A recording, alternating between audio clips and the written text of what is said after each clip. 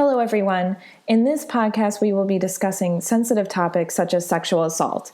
It's important to take care of yourself while listening. Some suggestions are listening while you're in a healthy headspace or knowing who you can reach out to if you become upset. Our 24/7 helpline for crisis calls based out of Central Florida is 407-500-HEAL. By contacting the national hotline at 1-800-656-4673, you can get support and learn about your local resources. There's always someone ready to help.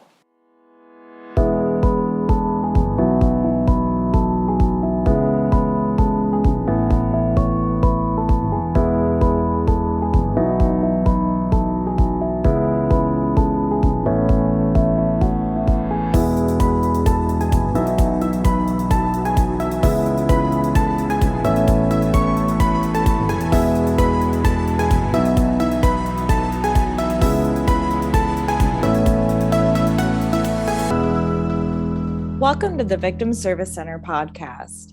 Here we sit down with professionals that serve survivors and victims of trauma or those who've experienced violence and have conversations about social issues. This week, we are talking about healing from romance scams. My name is Emilie Mitchell. My pronouns are she, her, and I am the education coordinator at the Victim Service Center of Central Florida. With me today, I have returning Rebecca D'Antonio. Rebecca uses she, her pronouns and was the victim of a romance scam. Survivor turned advocate, she now shares her story to give a voice for those still voiceless while building awareness of this unconscionable crime. She strives to create change, to break the infrastructure that allows scammers to operate, to update laws for the changing times, and to create resources for victims and survivors to obtain the help they need so they can tell their own story and rebuild their lives. So Rebecca, thank you so much for coming back onto the podcast. We're happy to have you. Thank you for having me. Glad to be back. Absolutely. And I also have Ruth Grover. Ruth uses she, her pronouns and resides in the United Kingdom. She has been a widow for 14 years. Her husband was a police officer, and when he died, Ruth became a target for romance fraudsters. She was shocked to discover scams that use manipulation and romance to steal money from anyone they can target. ScamHaters United is a resource to learn from, to see who they are using and what they say and do. So thank you so much for being here today, Ruth. Thanks, Emilie, and thank you for giving me this opportunity. It's I like to talk about this because it needs to be out there. Absolutely. I couldn't agree more. And as just a brief introduction, previously we did have an episode on love fraud or romance scams where we provided kind of a general overview of this often, like Ruth suggested, overlooked and ignored issue. On it, we chatted about the financial and economic impact this can have on victims, as well as the intricate social engineering involved. We quickly realized this was a topic that deserved more time to discuss. So today we will be focusing more on the emotional impacts these scams can have on victims, ways we can be better supporters, red flags to look out for, and what healing can look like for survivors. So with that, Ruth, I hope that I could start off with you. Can you talk a little bit about ScamHaters United and the work that you do? We've been going for maybe around 10 years now, but I think 8 sort of really seriously. Basically, I was a widow. My husband died. And a couple of years later, I made a social media account and I put widow on there. You don't think about it. It's not a nice word, but you put it on. And then I was contacted by lots of really strange people, as in 4-star generals and engineers and things like this. My husband was a police officer. I worked for the police. I wanted to look into it further. It's just the sort of person I am. And I discovered the phenomenon of romance scams. I needed a place to warn because I felt as if I had this knowledge. I knew that if you were on Facebook and you were contacted by these pictures, it wasn't going to be the man in the pictures. So I needed a place so that I could put it out there, giving respect to the people who were used in the pictures too, and just a warning platform. And that is where the very basic Facebook page started. I expanded it to Google simply because I wanted it to be searched. You know, if you were looking for something, if you were looking for a name or a telephone number, I want it to land on my warnings. And, you know, they moved to Instagram, so we had to. And I discovered people watch videos. So we've got some little videos on YouTube as well. Just basically as many places that we can to try and get attention. And so what does ScamHaters United really offer to survivors and victims? We talking. I know that sounds basic, but we will give information out as well, because it's very important that you give out the truth of what is happening and what you can do about it, because we've got to be practical as well. So we have people who can come to us and they can say to us, I'm talking to this person. Can you tell me if it's a scam or not? And I love that. I so much like them to come and ask. We give reasons as to why it is. We're not going to say, oh, yes, he's fake, just block it. We'll give reasons as to why it is fake, what they are doing, you know, and just to be there. Now, sometimes you get somebody who will visit once. We'll answer the question, they go away, and they have maybe a support network at home. They maybe have people that can talk to, but some people just don't. So when they go away, all sorts of questions pop back up again. So they need to come back and say, but he said this, but this happened, you know, and of course, you're talking a lot of theft, you're talking a lot of identity, a lot of information that the victims have given away to their scammer. And that information is going to be used. These are not benign people. These are quite wicked people. So any information is going to be used. We don't want them to start to get over the scams and find out, you know, they've got 3 credit cards in their name. So there's quite a lot that we do that's practical. And sometimes we just talk about anything, just to be there, really just to be there for the person. And you see, we can answer the questions that they can't get anybody to answer in their home life. So that's what we try to do. That's incredible, Ruth. Thank you so much for all that you do and for investigating that and leaning into that. It sounds like your spirit really came out when it came to starting this. Oh, I got very angry. Yeah. I mean, I think as well, because I'm in England. And of course, you know, the first 4-star general in Texas, I just thought, excuse me, this is very strange. You know, so yes, it's me. I look for things. But yeah, there was a lot that I wanted to get over. Absolutely. And I also wanted to ask you too, it sounds like you grew not only from, you know, social media, you started at Facebook and now you're moving to Instagram and things like that. How has it also grown in members? Are there, has it kind of grown exponentially or anything? Yes. I mean, at first it was just myself, and then somebody else who was a victim kept talking to me and offered to help. So I'm going back years and years. So there was 2 of us, and then there was 3 of us. And then, you know, people have gone in and out since then, because nobody, except me, nobody can stay around all the time. So we've got maybe about 20 at the moment. Lots of different nationalities. And basically some of them are like me, where they had the attempt on them, but they realized what it was. Some of them are victims, survivors, who feel that they've got something to offer. They really don't want this to happen in that way to others. So we've got a few ladies, which I think is very brave of them, to be honest with you, who are survivors of scams, and they put a lot of hours in talking to people. That's amazing. I think that And we're going to talk a little bit more about like the process of healing and how it can look. Of course, it looks different for everyone, but that is such an amazing resource, I think, for survivors and victims. And Rebecca, I'd like to hear a little bit from you as how you found ScamHaters United.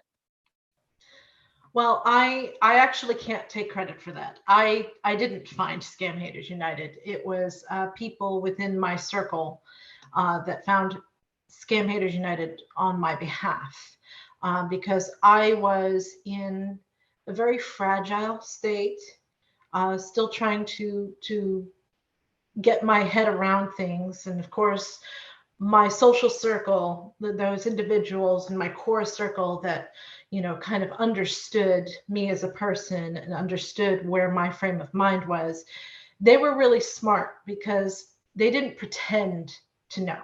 Like you don't know what you don't know.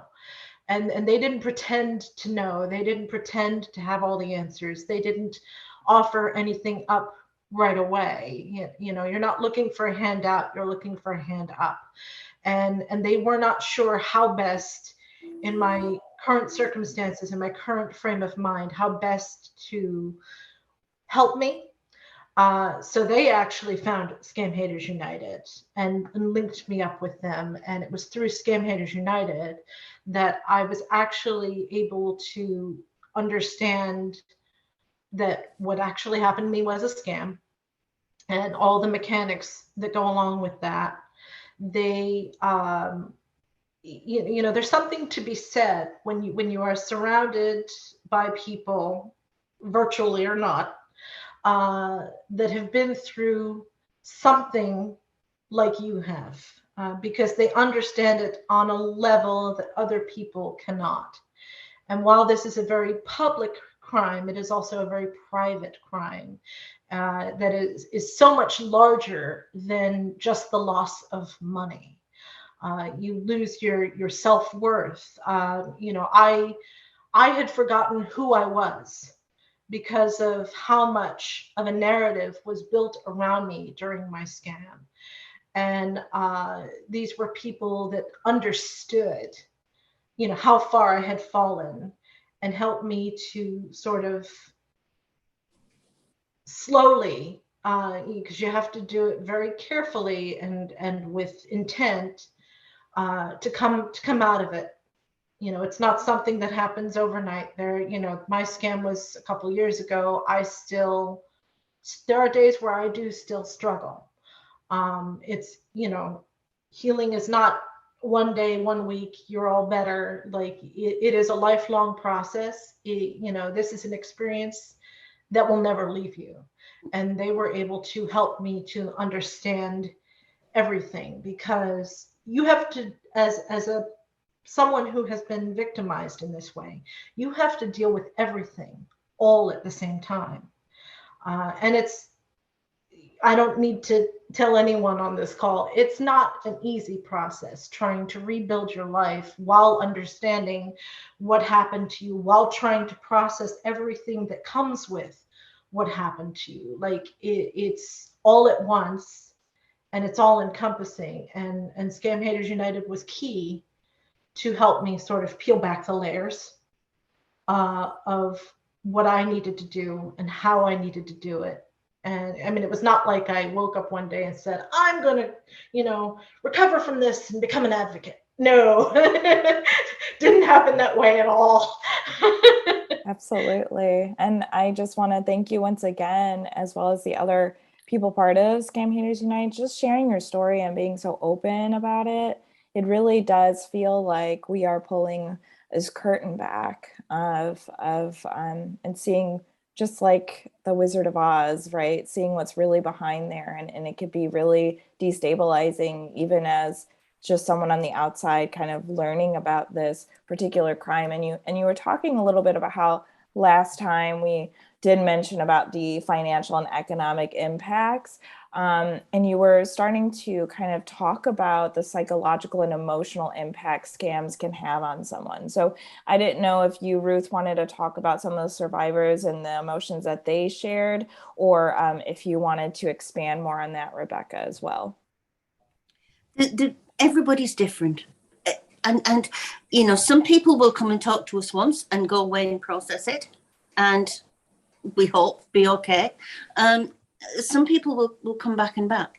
I do often say to people, tell me the story of what happened, as if somebody was telling the same story to you, because many people realize that if their friend was telling the same story to them, they would say, look, I don't think this is right. I think this might be fake. Where, as Rebecca will testify, the scam is complete control. You are not just contacted 3 times a day, hello, honey. It is complete control. So you are taken along by an exterior force all the time, so that they keep the control of you. And they're basically controlling your life because they want to control what you think. You're not allowed to think for yourself because you might come out of it. So basically, you talk to people. We give them advice, quite practical advice if we can, because it's okay talking, but if the scammer has got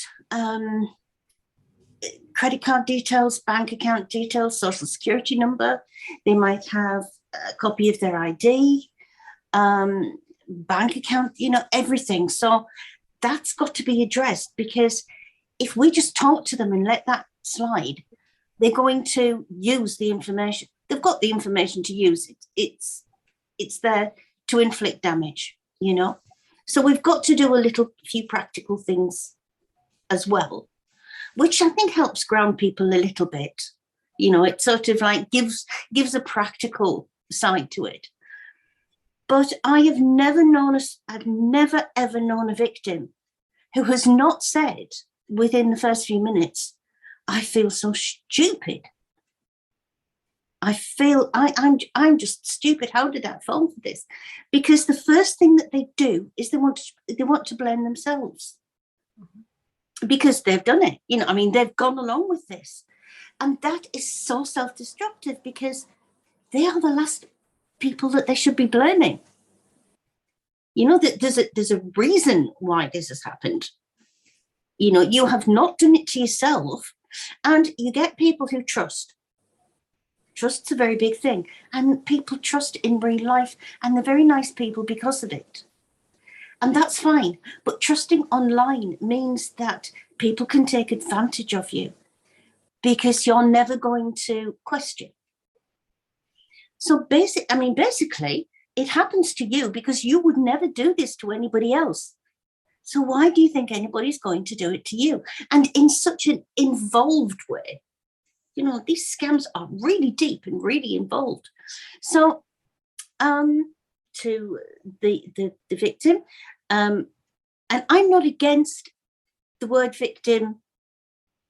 People are survivors, yes, but I'm not against the word victim to start with, because a victim to me means somebody's done something bad to you.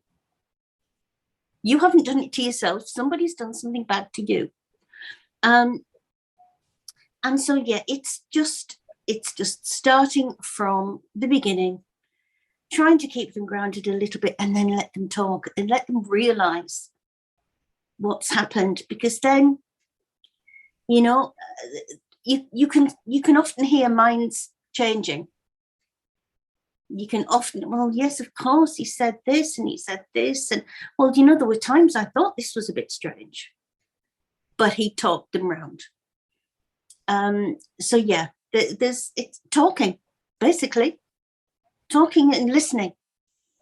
Yeah, it sounds like it can have such, it can be really difficult to, when we talk about trauma, there's so many different reactions to it that they're all very normal, right? And it can include things like, when we think of sexual trauma too, we could think of loss of trust, we could think of self-esteem. One of them is denial. And I think that would be a really difficult one for this kind of crime, right? Because of the social engineering aspect to it. The control that you were mentioning, it really sounds very similar to an abusive relationship, really, this power and control. Very similar. It's an abusive relationship. It's just an abusive relationship of a different kind. Yeah. You know, there are times where I get feedback where people, you know, online will be like, oh, well, you know, they didn't steal your money. You gave it to them. Yeah. And I'm like, I'm not denying the fact I gave it to them. That was part of the mechanics of the scheme. But that doesn't mean that, you know, I was built a narrative. You know, I was built a lie. I gave that money based on a lie. And that is stealing, you know. Well, it wouldn't be fraud if you just give it away. You lost that money because fraud. You were told lies, which is fraud, which made you want to help them, which made you give that money. Yep. Which is consent, right? Consent is about being well informed. If it's not well informed, it's not consent. And therefore, yeah, exactly what you were saying, Ruth. It's obviously fraud. Yeah. Information is also currency. Like Ruth was saying, like it's not always about the money. And I hear from people all the time, oh, that would never happen to me because I don't have any money for them to take. You have information for them to take. You have assets. You have the ability to take out loans and other actions. You have, just by your mere existence and your trusting nature, your prime target to become a money mule, because you're not actually giving over money, being a money mule necessarily. What you're giving over is access. You're giving over that conduit, which allows them to launder that money. So it's not just about whether or not you have wealth to give away under a narrative or not. It's there is so much more to you that they can exploit in so many different ways, on so many different levels, that you don't have money? Okay. You can be useful. That makes you safe. No, it does not make you safe. No. Not at all. No.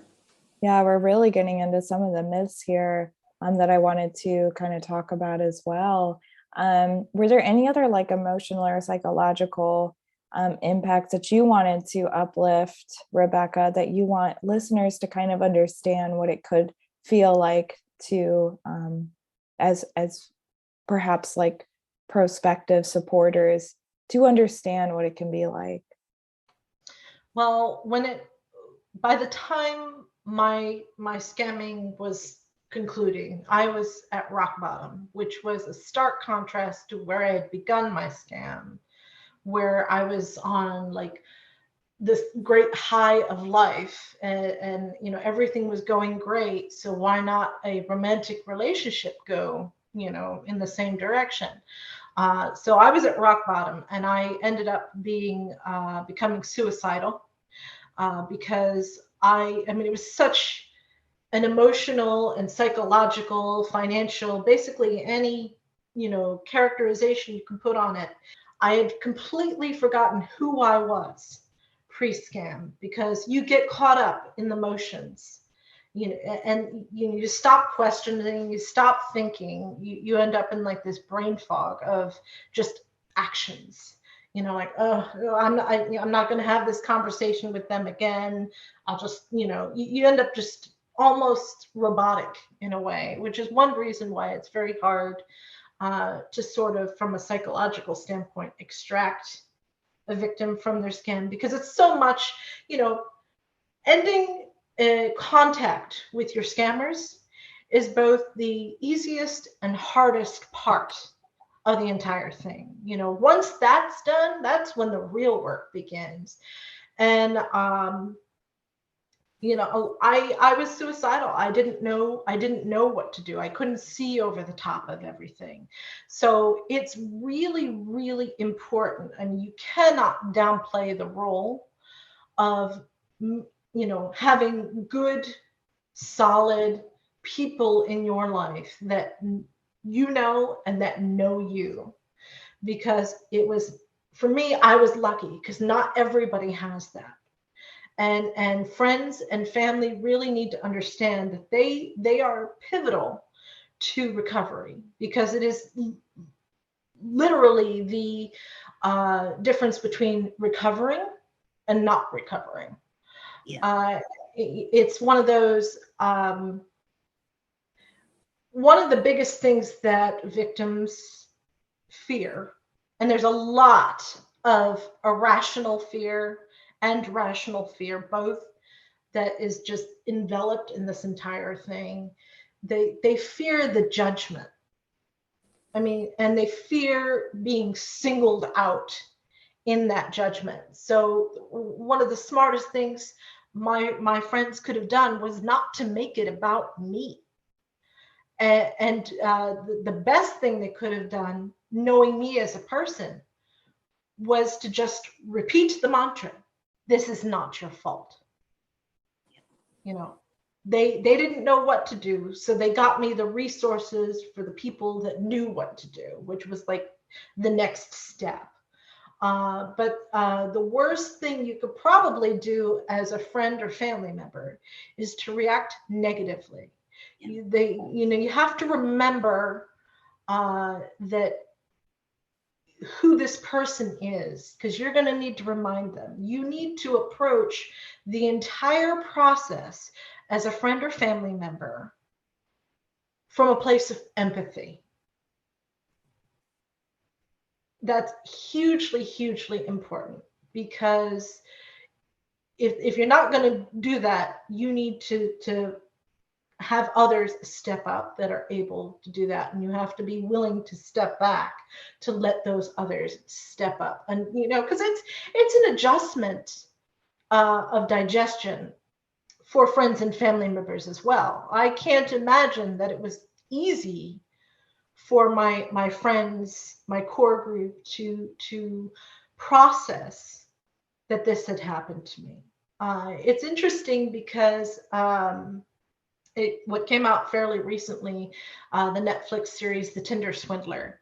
It took me a minute to be able to have the strength to watch that. It was an extreme case. I ended up having to take a break in the middle of it, because there was a part where she was driving and she's like, if I just turn the wheel to a little bit to the left, like I understood what that felt like because I was there. And I ended up having to take a pause, go out on my back porch, have a large glass of wine, and just sit for 20 minutes before I could go back to it. But imagine, being a friend or family member, having to digest the things that have happened to someone you care about. My friends had watched The Tinder Swindler before me, and I, immediately started getting calls and texts that they had just watched it and that they cried because it was a window for them in what I had gone through. I think as well, Rebecca, that the people that you depend on, friends and family, they knew you, and they knew you very well before any of this happened. And you were the same person. Okay, things had happened to you. It was a trauma. Bad things had happened to you, but they've got to remember, and good people do remember, that, they grew up with you, or they've shared emotions with you. They just shared things over a glass of wine. And you're no different, They loved you before. So how, and I can't understand, and this may be criticizing some friends and family of people that we get. I can't understand people walking away from a victim, because, it might be the mother that brought you up. It might be the sister that you used to play with on a Christmas morning. So, and it might be just the friend that you've had the glass of wine with, maybe been through school with. They are the same people. It's just this trauma's happened in the middle. And if they loved you then, they still love you. So they are the people that can be your rock. Well, I think part of the issue is that because friends and family members are outside of this trauma, they don't understand the mechanics of a scam. They don't understand the mechanics behind this type of scam, the level of conditioning that happens to the victim. And it's not that, friends and family members aren't saying, oh, this is fake, or stop doing this and stop doing that. it's that they don't understand the conditioning aspect, because when a victim hears this, especially when they're still in the midst of their scam, what's the first thing that they do? I know, because I kind of did it a little bit, where they go back to their scammer. They don't realize the mechanics behind it, that it's a group of people and it's a whole structure. They go back to their scammer, their love interest, and they say, my friend or my so-and-so said that, you're a scammer, and that this is this and that is that. What's the scammer hears these things 24/7. They are an answer for everything. You are conditioned to be disarmed by them, because they know what it is, what to say to you. So, oh, honey, no, I get it. No, I could see why they would think that, but that's not what this is, and what they do is they use that as a way to make the victim withdraw further into the scam, because, like, oh, you know what? Don't listen to that person. They don't know what they're talking about. Don't tell them anymore. I'll sort it out when I get to be with you, and they'll love me. Yeah, it's just incredible hearing more and more of how much social engineering and how much script is part of this. Oh, yeah. It's just mind-boggling, really. I can see where a supporter or a loved one of someone has to process it as well. I mean, it's something that we had no idea existed. And I have not seen the Tinder swindler, but I hope that it brings more attention to this particular issue. Well, one thing I will say about the Tinder swindler, and there are scammers that are face-to-face scammers, and you'll see that from that experience, that is sort of an outlier to this phenomenon. It's more often, much more often, a faceless scam on the internet. It's not often somebody that you meet in person that is basically whining and dining you using money from other scam victims in this sort of pyramid scheme. It didn't do us any good, the Tinder swindler, because for a while, and still occasionally, I think we've got getting away from it now. Oh, it was him. It was definitely him. It wasn't somebody from across the world. It wasn't a West African criminal. It was definitely him. And because everybody wanted it to be the guy in the pictures, they love him and hate him in equal measure at the end. And most of these scams are even more of a phenomenon because you've never met the person. Everything you have with your love is built up in your head. You haven't sat across a table with him. You haven't, sort of had a kiss and a cuddle on the sofa with him. Everything that you think about with this person that loves you and you love is built up in your head. And of course, they know that when you're walking around the house or when you're walking at work, when you're doing anything else, you're thinking of them. So it's, when he gets here, we'll paint this room, or I wonder, I've got a new dress, I wonder if he'll like this.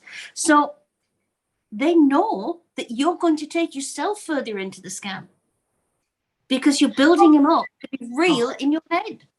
Yeah, they know how to build a narrative so that you envision something, and if you envision it long enough, eventually in your mind it loses the vision. It becomes real, kind of takes on a life of its own, and that's one of the things that makes this thing so hard from a psychological and emotional standpoint, is because when you're coming out of your scam and you're trying to rebuild your life, you have to process so much. I still to this day don't know how I was actually able to process it all. And I still have my days where I get angry, and I still have my days where I, get, there, you never know what your triggers are going to be in trauma. So it's important to know what are your go-tos when that happens, because it's, it becomes about self-care. And so, when you're coming out of your scam, you're mourning a lot. You're mourning the loss of a relationship. You're mourning the future that you had for yourself and this person. It is a vast array of things that you end up having to battle in some ways yourself to regain, because it's not just about the external factors of everything that you have to deal with. You know, I lost a future with this person. Yeah. I lost a future with this person's son. I lost this relationship. I lost me in it all. And it, you know, and I think that probably happens to victims more than they'll admit, is just how much they lose themselves. But it's a bereavement, Rebecca, isn't it? It's a bereavement. It's a bereavement times a zillion, because if you have a bereavement, I had an awful bereavement because he was very, very ill for a very long time. So I watched him die. Now, that wasn't easy, but I'd had years with him. I'd had a lot of time with him. We knew each other very well. We were with each other every day. So when he actually died, I missed him because there was a great big hole in my life. All of a sudden, the house was empty, you know. But at the end of a scam, there's a bereavement because you're never going to see him. You're never going to see him again. He's not going to walk in the door again. But wait, he's never walked in the door. Mm-hmm. So that makes it even more unrealistic to try and get your head to process what you think you had shared with this person. You suddenly realize that you didn't, and it's not going to happen. And when you mentioned about his son, that was a whole life that you had spun for yourself. I mean, he'd, you know, fanned the flames, but you know what I mean? You had that in your life. So there's a double bereavement because everything was taken from you. And it's a big slap in the face. And the details are granular because, you know, we talked about a lot of things. It wasn't just about future plans. Like, we were recommending musical artists to each other, books to read. Like, everything is very granular. And to this day, like, there's like a handful of musical artists that he recommended to me that probably would have never crossed my path, that I like them, but I have a hard time listening to. Yeah. So it's so, and that's one easy way for it to, you know, become all the more ingrained, is that just everything is so granular. And, you know, I hear people refer to individuals that do this as being like rats and vermin, you know, and roaches and vermin and whatnot, and they're not wrong. I happen to take a different take on it. I call them locusts. Yeah. Because locusts will, you know, are there to consume every resource and then they move on. So, and that's very much what a scammer does, is they take, you know, they're there, they take every possible resource they can from you, not just money, as we've discussed, and then they move on. Yeah, I think that paints a really clear picture, and I appreciate you both highlighting some of what that could look like for a lot of survivors and victims. I'd like to shift now, and we were talking a little bit about what the healing process can look like. So Ruth, with the work that you do, what you've worked with different amazing victims and survivors through ScamHaters United, what have you found could the healing process look like? As I say, you've got to talk to people very carefully because everybody's going to heal different. If you think about the scams and addiction, so they've had something in their life that every day they've looked forward to having their next fix. That next fix might be getting up in the morning and having a message there from him, having a chat with him during the day, as Rebecca said, talking about anything or nothing. So there's been that addiction. The high, when your phone goes and there's a text from him, there's a big high when that happens. And then if you don't hear from him for 2 or 3 days, it's what's happened. So you're waiting for the next thing. So you've got to wean somebody off the dependence of the attention of the scammer. And that can be very, very difficult. And it's different for different people. I mean, luckily, some people do have people in their lives they can go to. And, very often we will nudge them to confide in somebody. And they'd say, no, I can't tell them. And then they'll come back and say, well, I did have a good talk to my friend. And she was really good. And that helps. And it is just trying to make sense of it, because this is a crime that does not make sense. In black and white, talking about it, it makes no sense at all, because we're just talking about it, talking about emotions. You can talk about them, but you can't feel them. They have felt all these emotions. So you've got to take it slowly and just ease them away from it, and get them to realize and look back at the way they've been manipulated, because they are manipulated totally, and stand them back on their own 2 feet, because there's got to be a lot of bravery. I am very fond of saying to women, right, now's the time to get your big girl pants on, and if he comes back to you, I want you to be brave enough to not talk to him, because of course they will test your attention. They'll leave you a few days, then they'll try and phone you, they'll send you a text or something like that. And if you pick the phone up and tell him where to go, you can swear at him as much as you like. That's fine, he's won, because he's learned that he can get your attention. So even though you've not been very nice to him, he can still get your attention. If you can have the courage to completely blank that call, to completely not give him any attention if they come back, that is sending they will him. come back. They will. It's lifelong. Like, there is a file on me out there somewhere. Yeah, running absolutely. around with all my details and the details of my scam. Every once in a while, I'll get an email, from someone pretending to be, the group that scammed me. Could even be the same group, just trying to send out those feelers. They're waiting for you to reach back. That is the goal. They don't care about whether or not it's going to. Attention is attention, positive or negative. Think about it, a toddler, it's the same thing. Toddler, wants that attention. They're going to do everything they possibly can to get that attention. They don't care if it's positive or negative. It's still, your eyes are on them. Yeah, they've won. If you answer them and you talk back to them, they have won, because they've picked you up again. And that's why and of course, it's human nature, isn't it? You've been through this awful trauma, you've been through this awful experience, and you look at your phone and think, they're back again. How dare they?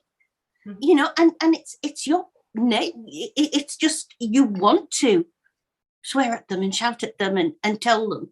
And so to get people to, I say it sounds very passive, ignore them. Well, but it's humanity in us. Yeah. It's humanity in us. We are emotional and social creatures. Point blank, period. Yeah. And it is just, it's unfortunate that they know how to use that human nature against a victim or a potential victim. But it's also very, very important for people to know that the people that are carrying out these scams have no emotions whatsoever. Yeah. They have no compassion. They keep saying, oh, well, the confession to being, the Nigerian is common. Well, as I was talking to you, I fell in love with you, and I really just want to be friends with you, and I don't want to lose you. That is as scripted as, love you, baby, and honey, and you're beautiful, darling. My darling, my queen. Uh-huh. Oh, my queen. They don't have empathy and emotion, like those, what they put in front of you is entirely superficial. What they do have is an agenda. Yes. It's a matter of where do you fit in that agenda. And the agenda is cold, if you like. It's completely cold. It is to get more from you. Yeah. And if they can use you for a little bit longer or a lot longer, they will do that. And this is what you've got to get over to people, that if they do come back to you, you've got to try and ignore them. I'll say to them, ignore him and then sit down and think of the steam coming out of his ears, because it's better than you answering him. It more than if you were to respond. Yeah, it is. But yeah, and that it's hard to get people to do that, because you're going against really because you want to revenge by this time, so yeah, it's quite difficult to, and I can understand why it's quite difficult to get people toughened up a little bit, to be able to not answer them as they try, because they've got no feelings whatsoever, not 1 ounce of compassion, not 1 ounce of affection, not anything. They have no soft feelings at all. You are a business transaction. Oh, their motivations are very, very different. And I think it's important to point out that while we are focused on Nigerian scammers, basically what we're talking about, this is a worldwide problem. It's not just in Africa. It's all over. Africa just happens to be the #1 scammer capital of the world, if you will. They've brought it to the fore, and they're the masters of it. Mm-hmm. And it is worth noting that the majority of them do come from there. We've got them. I know ones that are in Italy that are taking in money. I know ones that are in my country that are taking in money. Thankfully, one in the US. Yeah, the one from Ghana. Yeah, was arrested. He'd come from Ghana, but he was in New Jersey, and he got arrested there, which I was quite pleased about. So yes, they are everywhere, but you've got to accept that they have no feelings whatsoever, and there is no love in a romance scam.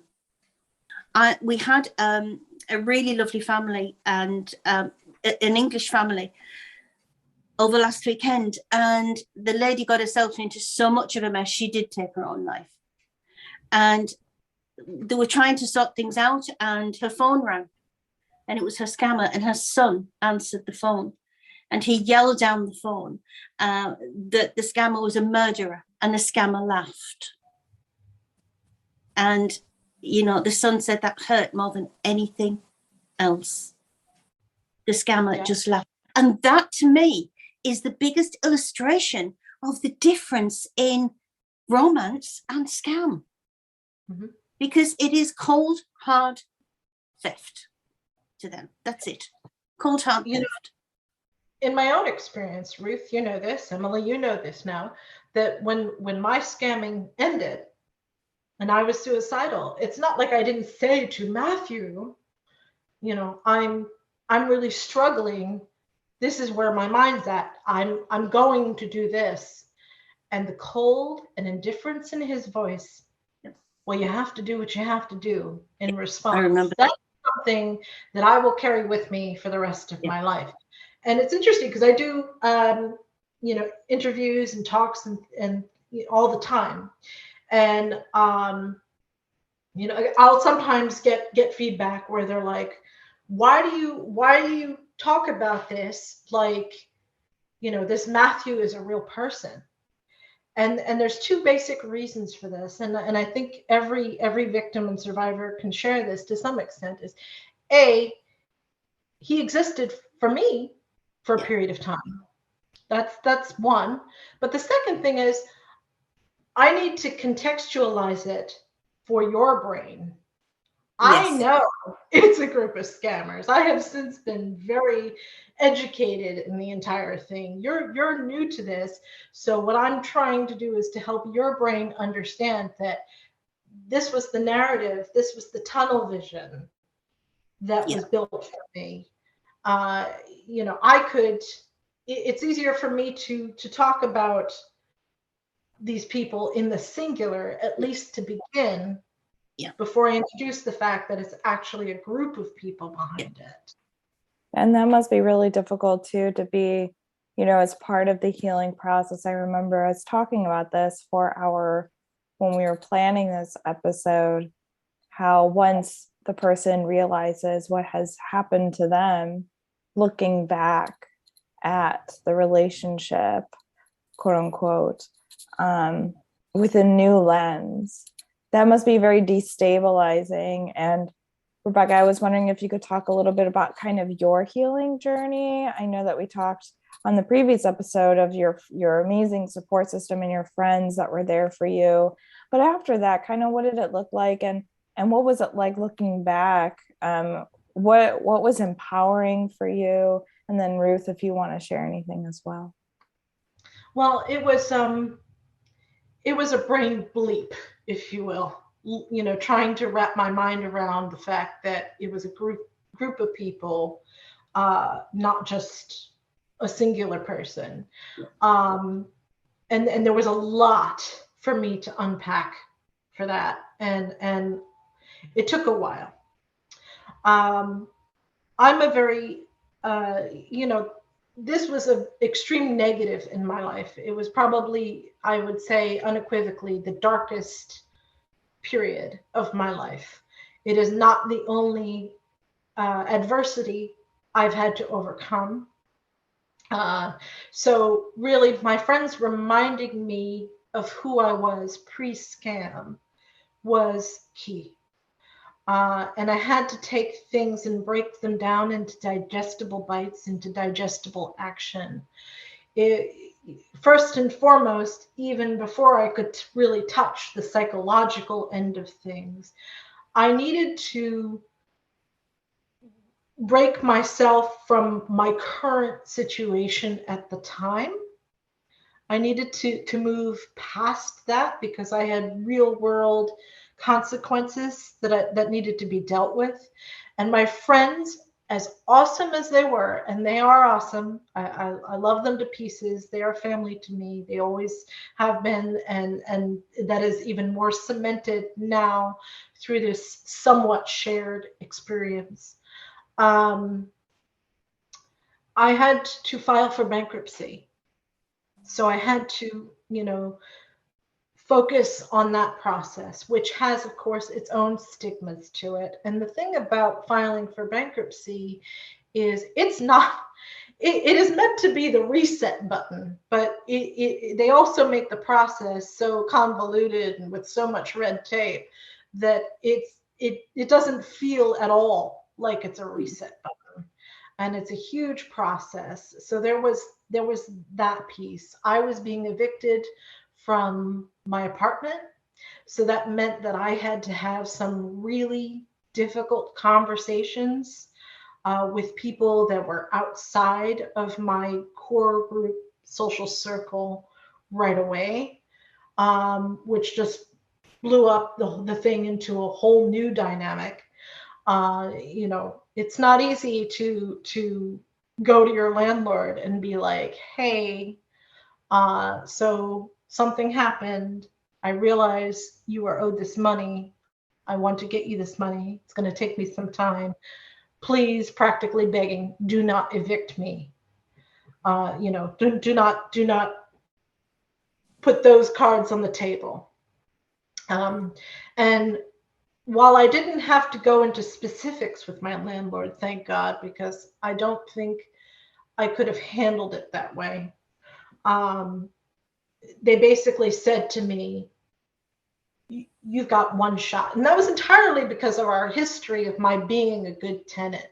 You've got one shot. If you are late with the rent, even by one day, this is done and you're out. So it was a lot of practical steps I had to take, even from the very beginning. And it was a lot of practical steps I had to take on my own.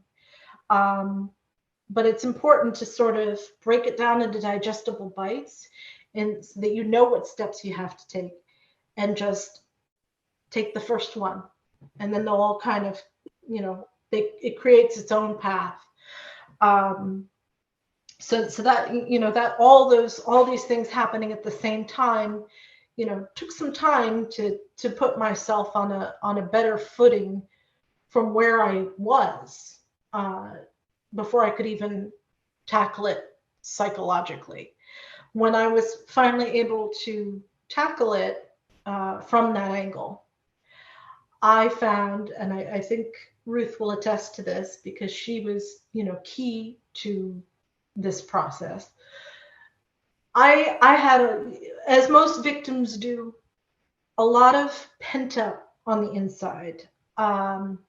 This was an extreme negative in my life, probably one of the most negative experiences I've ever had. Hopefully will ever have. I'm very guarded now. So there was a lot of anger and a lot of sadness and just all this really, I guess, energy just rolling around inside me. And I needed to do something with that. I mean, it wasn't enough just to take the practical steps to start the rebuilding of my life. Like I couldn't go after the people that I wanted to go after because in a very real sense, they didn't exist. Yeah. Or they were beyond my reach. And I needed to do something with all that. I needed to give what was an absolute extreme negative in my life purpose. I needed to give it a reason for happening. And that's when I sort of started to pivot toward the road of advocacy, because I didn't want to see anyone have to go through anything that I had to go through in whole or in part. And, the catalyst that started it all was because I didn't know romance scamming was even a thing. Yeah. So that was the square one for that, was to be like, all right, I'm not really looking to be the face of this thing, but there's no resources, there's no literature, there's no anything really for me to draw upon. So I'm going to have to be the one to create those things and create those safe spaces. And, if I have to be the first of what I hope to one day be many to come forward, then that's just what I'm going to have to do. And here we are. Absolutely. That's incredible. And a lot of what you were sharing, Rebecca, is very similar to survivors of, sexual violence. When we talk about trauma, it's important that the person is in a safe place to start the healing process. So what you were explaining as far as making sure that your needs were met as far as safety in a home and things like that. And then from there, kind of starting the process. And then it's amazing that you were able to also not only be on that, kind of thrive and become this advocate. So thank you for all that you do. And Ruth, I was wondering, do you have any success stories that you wanted to share, any case studies of survivors who, like Rebecca, have healed from this trauma? We've got a very lovely person who works with us now. And she was in pieces. She was destroyed, as everybody is. And it took her a long time to come to us and work with us, because she had a lot of working out to do. She's, and then she showed me the other day her workspace in her room, and she's got a computer in the middle, she's got an iPad here, and then the wall is covered in pictures, because she said, I wanted to learn all the names that they use because I didn't want to let you down. And it was just, she wanted to throw herself into it so much that she wanted a crash course in it, really. She wanted to learn so much because she'd been able to finally admit that she had put it behind her. Not the experience, not the trauma, not how it will affect her forever. But she's put aside the fact that it happened and it will never happen to her again. and she's amazing, absolutely amazing. And she does a wonderful job. I remember, I don't know whether you remember, sadly she's died of cancer, but when she first came to us, so I went through everything with her, and I was trying to explain to her what had happened to her, and I thought she got it. I really thought she'd got it. And then she said to me, do you know, the one thing that I can hold on to, she said, is the fact that I've got an agreement. I've got a loan agreement with him. Now, she'd lost hundreds of thousands to this scammer. And she said, but I've got a loan agreement with her. And I thought, oh, no. I said, Wilma, he was never real. The circumstances were never real. The lawyer was never real. And the loan agreement does not exist. So she then had to face the fact that not one penny of this was going to come back. And it was like she'd put that in the back of her mind. She grieved her, and it was a lovely man, age-appropriate man that they'd used on her. Really, really nice man, Tony Barrow. And she'd accepted the fact that she'd lost this man, that she was never going to have him. But in the back of her mind, she was going to get her money back because so she couldn't really grasp that it was, at first, that it was all fake, that it was nothing, no part of it was real. So her loan agreement, well, of course you can make a loan agreement if you're not going to give the money back and you're never going to, turn up. And Wilma, again, was somebody who came to work with us. And she was very good because, if you've got somebody in a language where you get a victim, okay, we use Google Translate, but it's always better if you've got somebody that's speaking that language. At the moment, we've got a lady, and she's a victim, and she stepped up, and then the best thing about this, Emilie, is we know they're not going to go back. We know that they've grasped it completely. They've been devastated. They've got big holes in their life. They've got anger, but they're turning that anger into energy because they know what can happen to somebody. So they want to give of themselves to try and help other people, that it doesn't go as far as it did with them. And they are the people that I really admire. I don't know whether I would be as strong if I'd lost a lot of money. I don't know whether I would be as strong as they are to talk to other people. But sometimes, at the end of the night, we've got a little chat group that we really need, because we had 2 suicides last week, and it was difficult. It was 2 in a week. We get them every now and again, but 2 in a week. And that really takes it out of you. And at the moment, when I go back here, I've got a gentleman in Spain whose wife has walked out of him and his 3 children for her American soldier. So we've got to try and work that one out. I haven't spoken to the lady yet. But that's going to be a big, there's 4 lives ruined because of this scam. Now, the person who's going to care less about this is the ones that are actually doing the scamming. But we get successes and we get setbacks. Yeah, sometimes you do. It takes a little more time than others. Sometimes you've got to let them go back to them. They will go back and tell their scammer what you said. So, of course, I'm real, babe. Don't you listen to her. The amount of times I've been accused of trying to spoil somebody's happiness because I'm jealous. I'm just a jealous old woman. I wanted him for myself. And you've got to get over that. And all the ladies that I've just been talking about, they have got over it to the point where they can sort other people out in kindness, in gentleness, in firmness, in everything that it takes. And it's very, very difficult. And the people that we have working with us, I can't get over it, how much I admire them. And, was in a long-term scam, and she came into real danger from losing her house. Now, we'll sit on the phone with people on a video call or a voice call for as long as it takes to explain to the victim what is happening, and she won't leave it. She's like a little dog. She won't leave it until she feels that she's got somewhere. She'll go back to it, you know.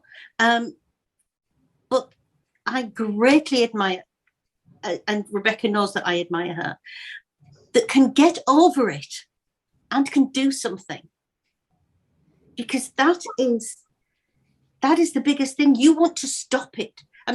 You know, it's like me, because when I started ScamHaters United, I was going to change the world. I was going to stop it all, you know, and then it's 10 times more now than it ever was when I started. Pandemic didn't help. No. Oh, what a gift that was, wasn't it?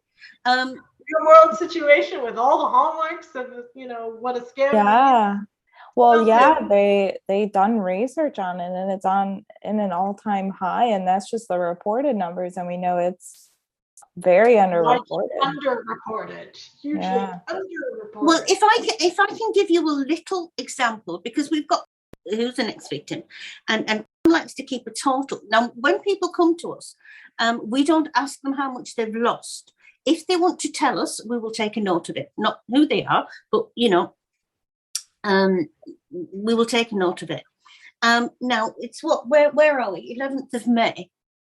Now, just to my small, ScamHaters United, just to my small concern, and only about 20% of people will tell us, you know, he got $200,000 in 8 months, which was the lady last week. We're up to 42 million. $42 million. That's just around 20% of the people that come to us, and they've told us how much. So if we've got up to 42 million, how much money's going? It's mind-blowing. It's mind-boggling. Yeah, that's I didn't think so much money existed, and that's all going to scammers. Wow. Yeah. Incredible.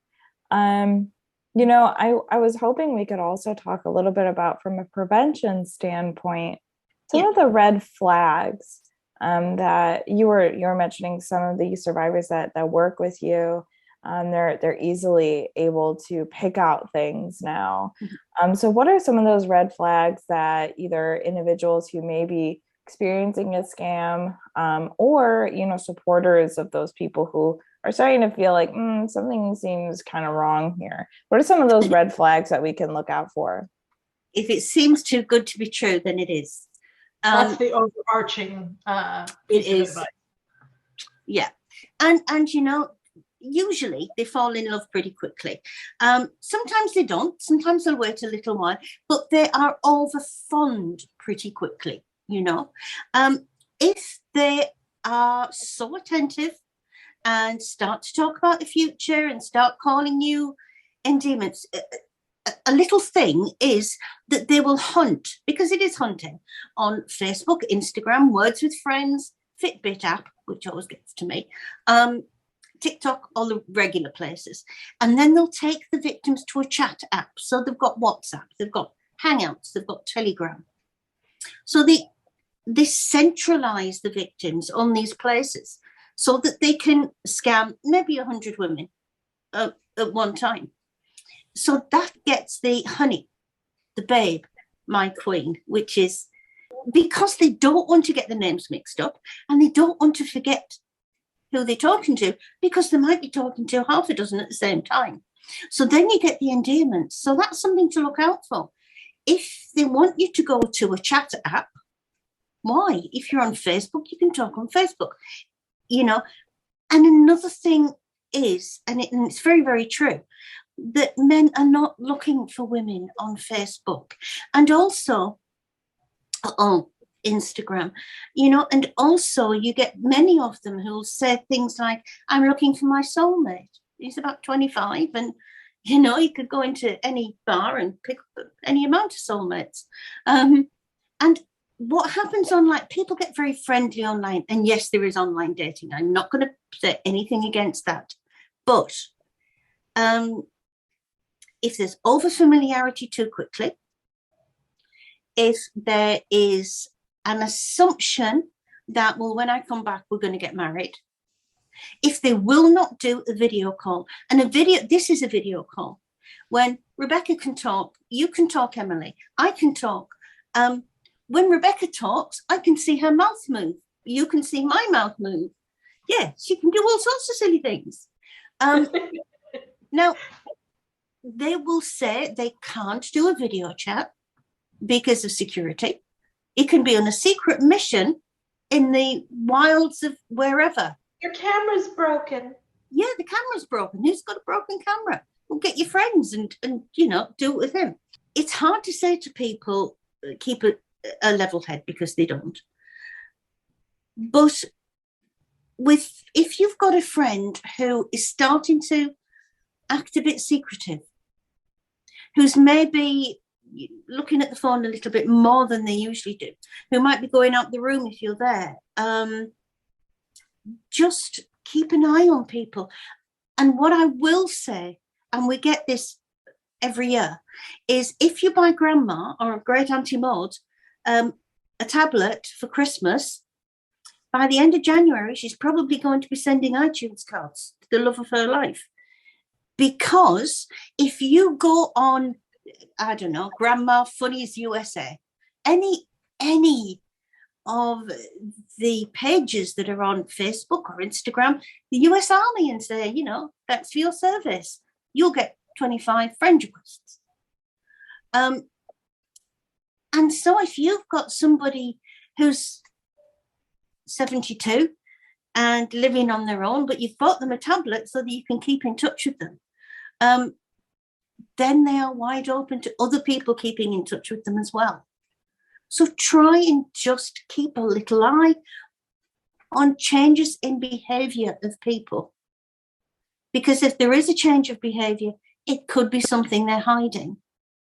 Because not everybody, and I find hardly anybody, to be honest, shares very quickly what's happening to them. They'll keep it to themselves. And it can have gone quite a long way by the time family and friends actually realize that there is something going on. So it's just, especially if it's an older person, just keep watch. You can't say to them, well, you're 72, get off the internet. You've given them the tablet, but there's danger. And there is a lot more danger than anybody realizes, because there are predators on the internet. And we know a lot of women who are in a relationship with General Austin Scott Miller or General Mark Milley. And they're very flattered that these big generals are, talking to them. And then, of course, you know what it's like. I'm in Afghanistan. They're still in Afghanistan. When I come home, we're going to get married. So all of a sudden, there's the future. They've got the victim.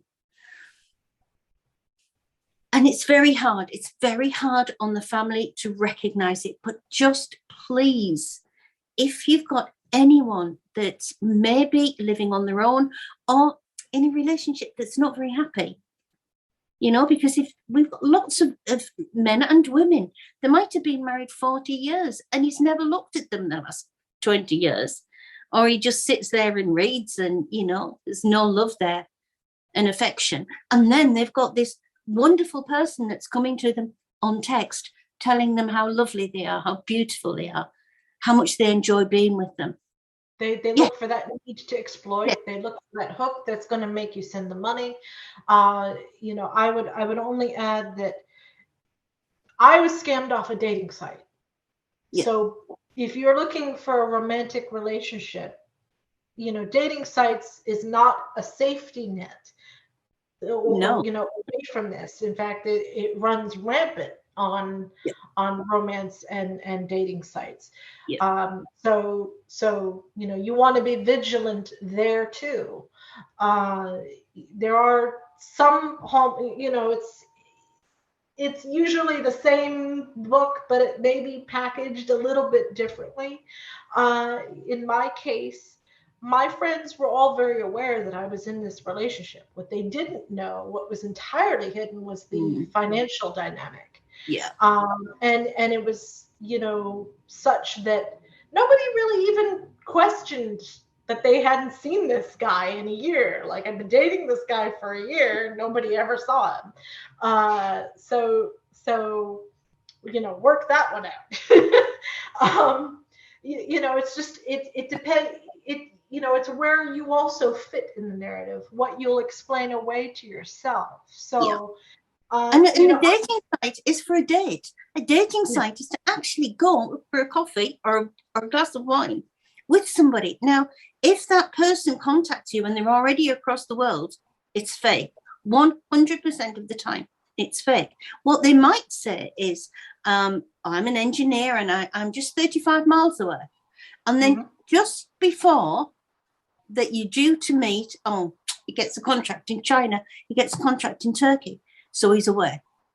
And so if he does that, it's fake. And telling people to keep their feet on the ground right at the beginning is very, very hard, because the men that they use are good-looking men. They use them for a purpose. They're not going to use somebody that you walk past in the street. They use good-looking men, and they use pretty words. So yeah, friends and family, just keep it. Friends and family, learn that it happens, accept it happens, and keep an eye on the people that you love, because it can happen to anybody. And I, again, would like $1 for everybody that comes to me and says, I just want to say I'm educated. I just want to say I'm an intelligent woman, and I didn't think this could happen to me. And I'd be very rich. I'd be richer than a scammer if I had $1 for everybody that said that. And it can literally happen to anyone. It depends how receptive you are on the day you get that first contact. Wow. I think that is so important. Another myth to break down, that that feeds into victim blaming, right? We talk a lot about, like, why do people victim blame? And a lot of it is this false, a sense of safety. If I don't do this, if I don't do that, I'll be protected. So that's why I wanted to talk a little bit about the red flags, because it can happen to anyone. But let's say that, with the few minutes that we have left together, a loved one is seeing these red flags. How could they go about, talking to this person, and how can they be good supporters for this person? Being interested, I think. Don't you, Rebecca? Yeah, not confrontational, just interested in what's happening to their loved one. And they'll soon find out. If they're aware of romance scams, they'll soon realize what it is, but gently at first. It's tough, because you should go in generally knowing that if a person is in a romance scam, they're not necessarily going to be receptive to the idea when they're presented, it's a scam. So that's why we say you need to do it very gently, non-confrontational, non-judgmental, because the hallmark is they're just going to go back to their scammer, and the scammer is going to be like, oh, no, that's not the case. Don't listen to this person, and further isolate their victim into the narrative, which is exactly what you don't want. I would say just act very gingerly, like, and interested, be interested in him, interested in knowing more. And if you do it in a non-judgmental way, with luck, the victim is going to talk about him, and because she'll feel that she's safe talking about him. And then, if anybody wants an outsider to come in, because very often it's easier for an outsider like us to talk about it, because, we've got no emotional axe to grind with anybody. All we want is to get them out of the scam. Mm-hmm. And the thing too to realize is that when you have someone pretending to be someone else, they're going to be bringing people in and out of that narrative to validate their existence, to validate them. So, and that is can be very affirming to the victim. Oh, well, no, he, because I go back to my scammer. Oh, so-and-so said, oh, honey, that's not the case. It's not like that. I wouldn't listen to them. Here, I'll introduce you to my friend and they'll tell you that I'm the real person. So it's not just this sort of one-way, one-to-one thing. Thing. It's going to, they will work that denial into the narrative to keep it going. Yeah. And what are other helpful things for supporters? I'm going back to the ending of my healthy relationships training of how to help a friend, and you were talking about isolation. Is it helpful for a supporter to kind of help that person get back into society and away from the scammer? Maybe encourage them to spend time with family and things like that? Just be there for them. Everybody's different. Some people will be ready to go out quite quickly. Other people will not be. Other people might just want to have you round to their house for hours and just talk it out. If that's what they want, just let them. Because they then, by talking about it, they're convincing themselves as well, which is very good. Just always be there for somebody, and everybody's different. As I say, it is an addiction. It's like getting somebody to stop drinking. We've got a friend on here, and he always puts on for so many days sober, and that's very much like a scam, because this scam has been addicted. So celebrate the fact that they haven't talked to the scammer for 3 months.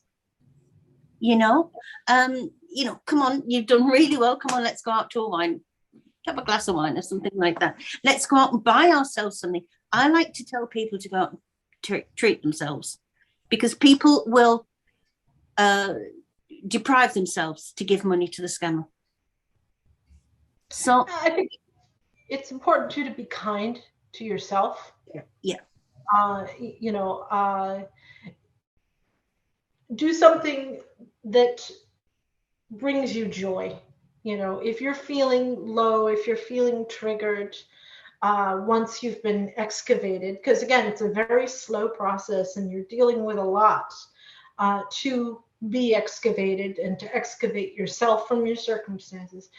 Do something that brings you joy. What were the things that made you happy before this scam happened? Get back to those things. And do something for yourself.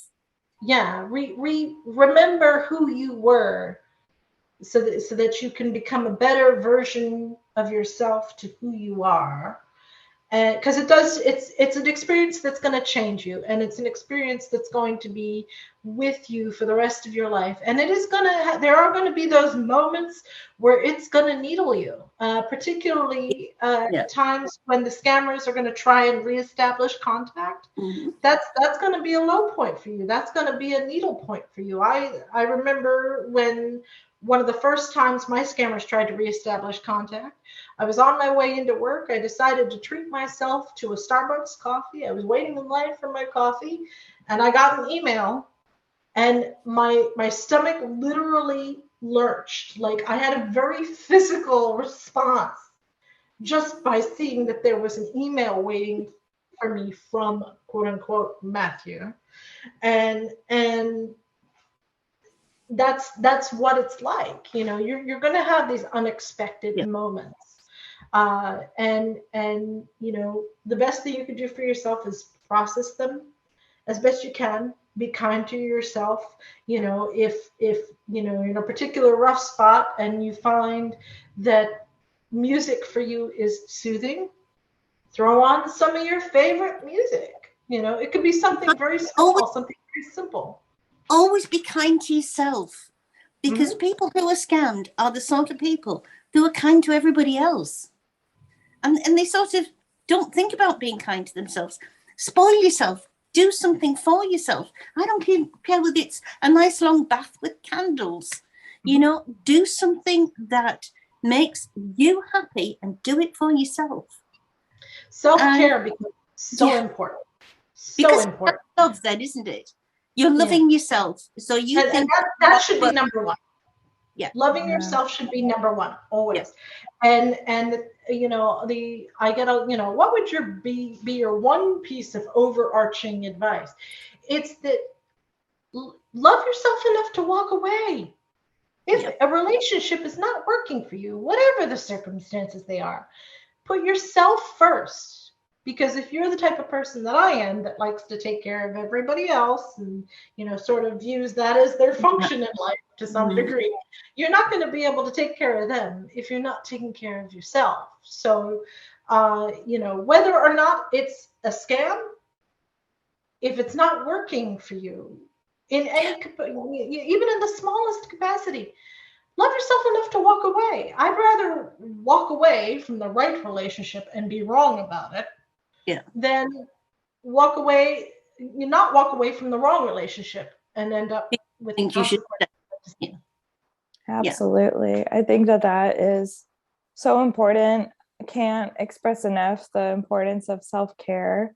As a final thought, what are some of those resources out there, you know, for survivors and their loved ones? How can people get in contact with ScamHaters United and other resources? We try to make it as easy as possible in the fact that, you know, we've got a Facebook page called ScamHaters United. We've got an Instagram page called ScamHaters United. And there are people on, you know, there's a little message button at the top, and there are people on the end of that message button all the time. Email scamhatersunited@gmail.com. It's not manned 24 hours a day, but I'm there half a dozen times a day. And you know, basically, don't be afraid to spill everything out. That's what we want. You know, we don't want you to be reserved with us. We want you to, and don't be afraid of saying, don't be afraid of saying, we have. Honestly, I don't think there's anything we haven't. You know, don't be afraid of.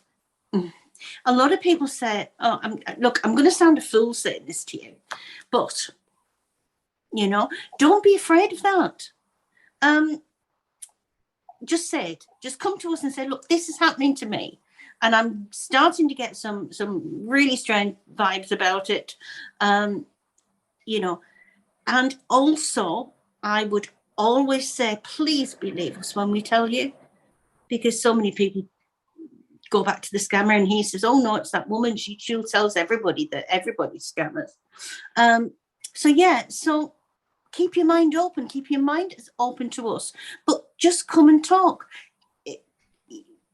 And also, what we don't mind is people coming to us saying, "I'm asking for a friend. My friend's talking to somebody," and you know from the answers that they give that it's them, because you know they've got in-depth knowledge of every little conversation. That's fine. I don't care if you don't want to tell me the truth that it's you at first. If we can just get involved in your scam and try and sort it out for you, and we'll give you as much information that we possibly can, and we're nice with it, you know. And I might get a bit cross with you, and I might get a little bit, "Well, come on, really, you know, you're going to have to listen." I don't say it like that, but sometimes you've got to be a little bit firm with people, because you know what Scam Boy is going to say to them as soon as they go back. So we might be a little bit firm with you. Sometimes it needs a bit of tough love. But all we want is to get to people at a point before it gets far too far. And we get people, you know, met him last week. I've been talking to him for a year, and he's taken me to the cleaners, and you know, lovely lady. And she said, "I wish I'd found you out a long time ago." And we get that a lot as well. But we don't judge. We do not judge you. I'm not going to sit here and think, "Oh God, another stupid woman." That's the opposite of what we say and what we think. We've been there. we've been there. We know what it's about, and we don't want to be judged for our situation. So why would we turn around and judge you for yours? Yeah. It's not constructive. It's not helpful, and And we do this, and we put a lot of our own time, all of us, we put a lot of our own time, and Rebecca does as well, into doing this. So why would we be judgmental to somebody? Why are we going to get cross with somebody? I just want people to come, be quite open and receptive, and say, lay it out on the table and say, please, can you help me? This is happening to me. And we will explain what's happening. We will explain why what he's telling you is not real. We'll explain why you shouldn't be paying this money. And then we'll work with the victim to get them out of the scam. And I think it's important to say that we will give you the help you need in order to extricate yourself, but it's you yourself that is going to have to take these steps, and you're going to have to take them consciously. First thing we have people do is to cut ties with their scammers. That's the first thing.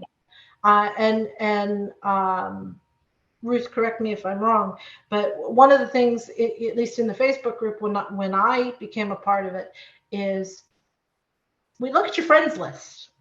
Because if you have one scammer on your friends list, you're not just opening yourself to liability, you're opening up others around you to that liability. And we want, to keep people safe. It's about keeping you safe. It's about keeping others safe, and trying to make the problem not a problem anymore. Yeah. Because if you let somebody onto your Facebook friends list, the first thing that they are going to do is go through all the women on your friends list and contact them. Now, very often, your friend down the road isn't going to tell you, well, I've heard from this man, but they will say, oh, look, I've got a request from James Onderman, who's on my screen at the moment. Oh, but he knows Rebecca, so yeah, I'll accept him because he knows Rebecca. He must be all right. So we just want people to be more aware. And if we could just fly a banner from the top of every building saying, be aware of strangers coming into your life that might be too good to be true. Romance scams exist everywhere. Yeah, and you're not alone. And it's so great to know that there's amazing resources like ScamHaters United. There's quite a few of them. There's other groups as well, and everybody is working towards the same goal, and that is getting people away, so they don't lose themselves, they don't lose the money, they don't have this massive thing in their life that's going to impact the rest of their life. We get divorces because of scammers. We get people walking out of relationships because of long-term relationships because of scammers. People leaving their children because of scammers. Well, yes, I've got the Spanish one tonight. Yeah. See, we've seen it all. Yeah, absolutely. Yeah, and people like Ruth and Rebecca are ready to help whoever is listening that needs to reach out. I think that's a wonderful place to kind of sign off here. So thank you so much for listening to the Victim Service Center podcast. The VSC is a nonprofit organization that provides free confidential counseling services for victims of any kind of trauma in Central Florida. To learn more about our services, please visit victimservicecenter.org. And to everyone listening, healing is not linear and you are not alone. And thank you, Ruth and Rebecca, so much for joining me today. Thank you for doing this, Emilie. I'm very, very grateful. Yes, thank you.